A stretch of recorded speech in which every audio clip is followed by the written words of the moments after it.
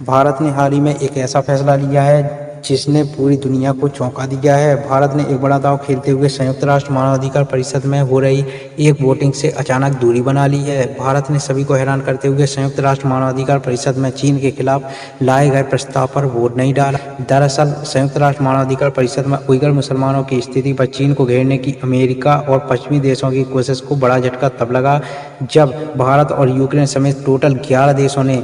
इस वोटिंग से दूरी बना ली। आपको बता दें, संयुक्त राष्ट्र मानवाधिकार परिषद के 47 सदस्य देशों में से 17 सदस्य देशों ने प्रस्ताव के पक्ष में वोट किया और 19 सदस्य देशों ने इसके खिलाफ वोट डाला है और 11 सदस्य देशों ने इस वोटिंग में हिस्सा नहीं लिया, जिसमें से भारत भी एक सदस्य देश था।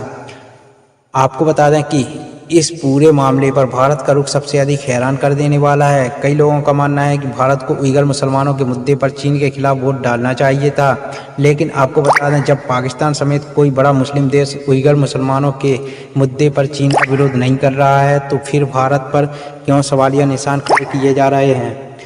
और वैसे भी भारत ने तो सिर्फ वोटिंग से दूरी बनाई है, समर्थन या विरोध तो नहीं किया है। भारत ने वोटिंग से दूरी बनाते हुए एक तरफ तो अमेरिका और पश्चिमी देशों को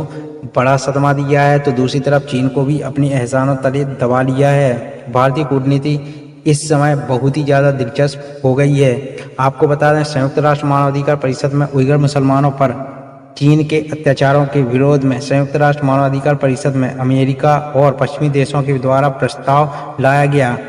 यह प्रस्ताव पास हो जाता तो चीन पर भविष्य में संयुक्त राष्ट्र के प्रतिबंध लगने का रास्ता खुल जाता, लेकिन भारत समेत टोटल 11 देशों ने इस वोटिंग में भाग नहीं लिया, जिसका परिणाम यह प्रस्ताव गिर गया। यानी चीन को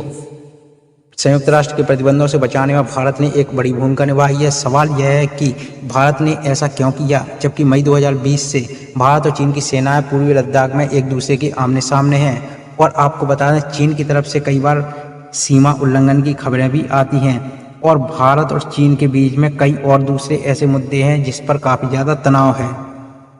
इसका अर्थ यही है कि बैकडोर डिप्लोमेसी में बहुत कुछ चल रहा है और इसका नतीजा यह है कि भारत ने चीन के खिलाफ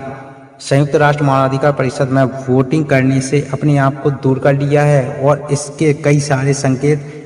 हाल ही की घटनाओं में मिले हैं। 16 जून 2020 में गलवान में हुई झड़प के अलावा भारत और चीन के बीच में कोई बड़ा सैन्य टकराव नहीं हुआ है। भारत और चीन के बीच में लगातार कोर कमांडर की बैठक चलती रही है और भारत और चीन की सेनाओं के बीच में लद्दाख के उन इलाकों में पीछे हटने पर सहमति बन गई जहां पर भारत और चीन की सेनाएं एक दूसरे के आमने सामने थीं। अब सिर्फ डेमचौक और डेमचांग प्लेंग जैसे कुछ ही ऐसे मुद्दे हैं जहां पर अभी भी बातचीत चल रही है और माना जा रहा है कि इसका भी बहुत जल्द कोई अच्छा सुखद परिणाम हमको देखने को मिलेगा। जब ताइवान के मुद्दे पर अमेरिका और चीन आमने सामने आने की स्थिति में हुए तब भी भारत ने साफ कर दिया था कि भले ही भारत का चीन के साथ सीमा विवाद हो, लेकिन भारत कभी भी चीन के खिलाफ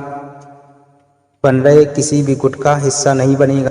यानी भारत और चीन दोनों अच्छी तरह से जानते हैं कि हमें पश्चिमी देशों के बहकावे में नहीं आना है और एक दूसरे से लड़ने